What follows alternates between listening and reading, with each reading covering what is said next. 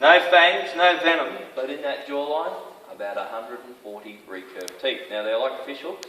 They're in 3 rows, recurved, and they certainly can give you a nasty bite. Trust me on this. Sometimes, just sometimes, pythons, if you go to pick up this bloke, every now and again, he'll try to latch on, and that's where he'll stay for a while.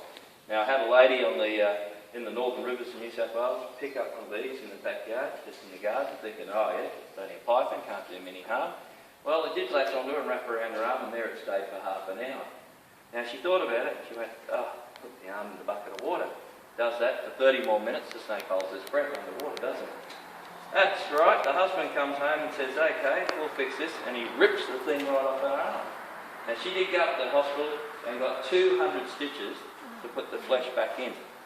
Point of my story, don't marry a man like that, okay? No. Better point of the places like that. So, boy mate, you're a bit smelly, you've been peeing in your pants there. But certainly these guys here do use the blackhead like a little solar panel. You might just see that coming out of the crack of the ground. It is warming its whole body up. They can do that just by that blackhead. It takes them about 20 minutes, so it's a pretty clever defence mechanism. So if you do come across a snake and you're not sure, the best policy again is just leave them all alone, and they will certainly leave you alone. And the point here is, look at that, you wouldn't think that it's a python, would you? You'd probably say to yourself, oh, look at the size of that big venomous bugger. But he is a bit of a gentle giant, this guy. He goes around to lots of schools and so on. I'd offer you a pat, but he's a bit stinky, so we'll leave him alone. And just wanted to give you that example. But the other creatures that I just want to talk about are not a snake. Secondly, if you stand there for about 30 minutes, far, far from it. But he does have one big claim to fame. This guy actually produces more venom with one bite than any other snake on the face of the planet. You are looking at one of the world record holders. Now they will hang on, they're not a snap bite release, and you're watching, they'll milk and chew a massive amount of venom into their prey. The venom from a black snake will break down our muscles and thin our blood. That's what they do to us. So that's just a couple of pointers about these guys. Now, if you are walking through the long grass, or you're at home and you step out the back door and whee, there's a snake in your pathline. Let's just say you're seeing them at about this distance. You're a couple of metres away. Well, at about 2 to 3 metres, you're nothing much more than a shadowy blur of a snake. Their eyesight is pathetic. Now they can see relatively clear in a bit of a semicircle or an arc, and past that, not so crash hot. Here's the other bit of good news, guys. No external ears. So I mentioned about the lizards, they do, they don't. Now, you can yell and scream to the top of your voice. He's not going to hear you. But what he will pick up on, ground vibration. As you do move about through a middle or internal bands or stripes across his back. Now they can be unbanded, jet black, coppery brown, greens, yellows, orange, right through to your albino face. So what I'm saying here, please do not rely on colour or pattern alone to identify your snakes. It just doesn't fit the bill. If you are trekking through that long grass, or you're stepping over a log, and next thing you know, whoops, you find yourself right next to a snake like this, and I'd understand your jeans getting slightly damp right about now, fellas. I wouldn't blame you at all. But what we do in this case, as hard as it may seem, you need to remain completely still. Now, as hard as that seems, the reason I say it, snakes do not bite things that don't move. Think about it from this bloke's point of view. He doesn't go around the bush fighting every rock, tree or log he sees. He'd soon wear his mouth out.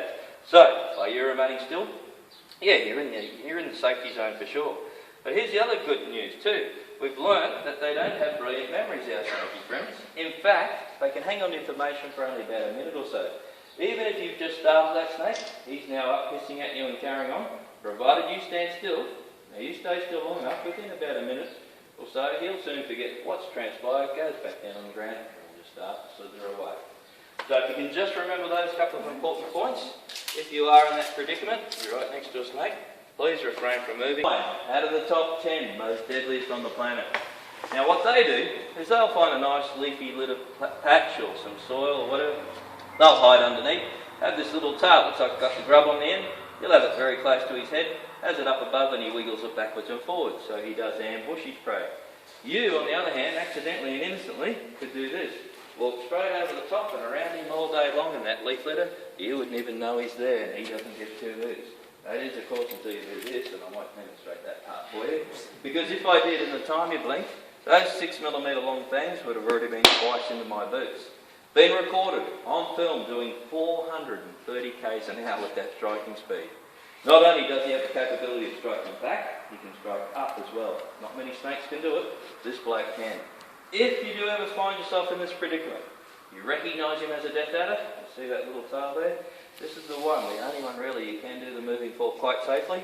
Nice, slow, steady steps away from him, wins the day. Otherwise you might find yourself standing there for some time waiting for this character to move. Now there are 4 described species death adders throughout Australia. You won't find any in Tassie, none down there. A couple of stories about this character. First one goes like this. Not been a recorded death since 1804. That was a 6-year-old boy. And he died because the medical treatment of the day actually killed him. They walked him all day and all night. They thought by keeping him awake, kept him alive. That poor child died of exhaustion more than anything. These guys here, you'll find them mainly around the well-watered areas. They love their frogs. That's 90% of their diet. Trouble is, old Raymond here doesn't know how to tell the difference between frogs and cane toads. He eats a cane toad, he goes red-bellied. Now that is a crying shame. He ranks in at number 22 and can eat the second most venomous snake on this planet. That's our common or eastern brown. So he's a good bloke to have around for those various reasons. Now the other good news about this guy, and I do like him for this reason, is his personality. You could accidentally walk past this guy, he would prefer to shy away or just stop still. They're not so confrontational like some of these other jokers. Come on out. This is Ollie. Ollie, my coastal taipan. Now, coming in at number 3 out of the top 10 on the scale of things, excuse the pun, but this bloke here does leave everybody else for dead, kind of. Not only is he the largest, he has the longest fangs. He's got 12 to 13 millimetre long fangs. That's long enough to penetrate through the side wall of my boots. He's very skittish, very alert snake. I call him the Einstein Muhammad Ali. He's super duper smart and he knows how to pack a punch.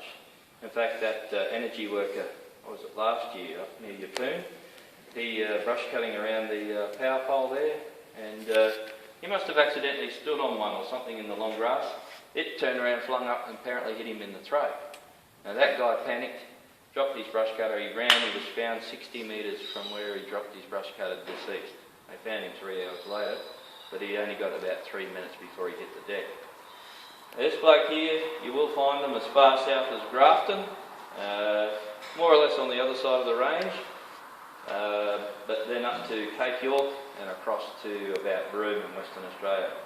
He's quick off the mark, 45 k's an hour he's been recorded doing. That's about 8 k's faster than Usain Bolt, our world's fastest sprinter. So he doesn't miss his mark, he is a repetitive striker, and which each time and every time he does hit you, he will pump more of that highly neurotoxic venom into his subject. So no mucking around with these guys. They are a very dangerous snake indeed. Dead giveaway is that long coffin-shaped head and creamy brow. He can be dark as, he can be lighter colour. I'm just putting a chart. Number 2, out of the top 10 most deadliest. Now this bloke here certainly comes into yards and houses and so on, and what his primary focus is, he's looking for his food source. He will pick up on the scent trails of those rats and mice for up to 2 k's away, and in they come. Now how we keep them at bay, I can read your mind now, shotgun, shovel or bit of wire. That's how most people actually take a bite. Better idea yet, ask yourself the question, why is he coming in? You don't happen to have a compost heap, an aviary, a chook pen or a hay shed around the property? If so, get rid of those rats and mice in those areas and don't give this bloke the need or the incentive to come in. Now it is with regret, each year in Australia, there are about 3,000 snake bites occurring, and he's responsible, his family, for about 2,000 of those bites and several deaths each year. So how we possibly reduce these statistics, one thing remains the same. You are indeed looking at the world's most venomous land snake. Number 1 on the face of the planet. This guy has the potential to kill up to 100 people with 1 drop of its venom. That's right. 1 small snake, 1 bite can take out 100 humans. Now why on earth we'd have such a creature, I'm sorry, I don't know. But an old guy told me the other day, he said, son, with that venom potential, I reckon that snake could drop 2 elephants, or even 1 mother-in-law, he said. If you get any ideas now, you wicked mob, they're not for hire, okay? But seriously, these guys were first described in 1879, and back then the policy was this much. You'd catch it, you'd kill it, you'd pop it into a jar and off to the museum to go. The information trail would stop right there and then. And in 1972, the Brisbane Queensland Museum received a very interesting and unusual parcel on the mark. What they got? A preserved skull.